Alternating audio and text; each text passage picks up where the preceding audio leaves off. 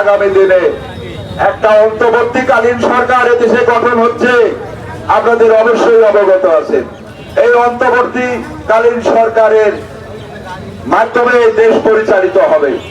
আজকে দেখতেছেন সামরিক বাহিনী, আজকে প্রশাসনের ভাইয়েরা, সাংবাদিক ভাইয়েরা, বিভিন্ন পর্যায়ের যারা আন্দোলনের সঙ্গে অনেক সহযোগিতা করেছেন, তাদেরকে আমরা ভোলার কথা না।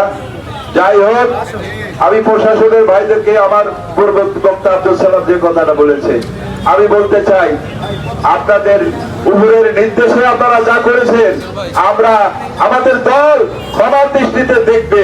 আমি মনে করি আপনারা আইন শৃঙ্খলা বাহিনী যারা আপনাদের গতিতে আপনারা আসেন, মাঠে আসেন, নতুন করে যেন কোনো সহিংস ঘটনা এদেশে আর না ঘটে, এই ধরনের পদক্ষেপ আপনারা আমরা সবাই মিলে নিব।